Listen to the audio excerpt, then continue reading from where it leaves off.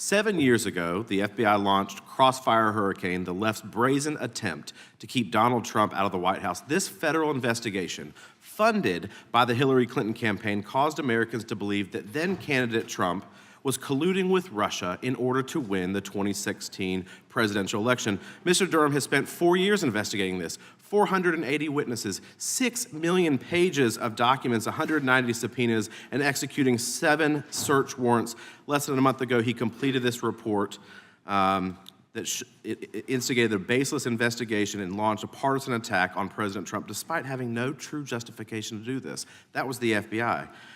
Within 3 days of receiving the information from a diplomat in Australia, the FBI opened a full-fledged investigation into the Trump campaign. So, Mr. Durham, let's get into this. The FBI opened up Crossfire Hurricane without speaking to the people who provided the initial information. Is that true? That's correct. The FBI opened Crossfire Hurricane on a Sunday, only 3 days after reviewing that information. Is that correct? That's correct. So just think about that for a moment. An investigation, a full investigation into a presidential campaign over a weekend. Mr. Durham, the FBI opened Crossfire Hurricane without interviewing any of the essential witnesses. Is that true? That's true. And the FBI also opened up Crossfire Hurricane without using any of the standard analytical tools typically employed to evaluate that evidence. Is that true? That's true. So think about that. The FBI never talked to the people who gave them the intelligence information. They never examined their own witnesses. They never interviewed the witnesses. They never corroborated the dossier. Mr. Durham, if the FBI had done these things, if they had done their homework, would it have found that its own Russian experts had no information about President Trump being involved with Russian leadership or Russian intelligence officials? Yes. So then, was there adequate predication for the FBI to open Crossfire Hurricane as a full investigation? On July 31st, in my view, based on our investigation, there was not a legitimate basis to open as a full investigation. An assessment is something that had to be looked at, gather information, such as interviewing the people who provided the Papadopoulos information, checking their own databases, the databases of other intelligence agencies, and the standard kinds of things that you would do in an investigation like this. Mr. Durham, I think it's safe to conclude, based on that report and anyone who has read it, that they did not have that adequate basis, as you talked about, to launch this investigation. Let's move on to a second really troubling aspect of your findings.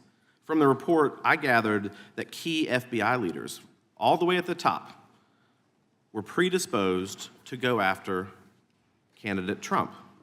This bias likely affected the conduct of FBI personnel in this investigation. Is that true? Yes. Can you describe that for a moment? How did confirmation bias play into this?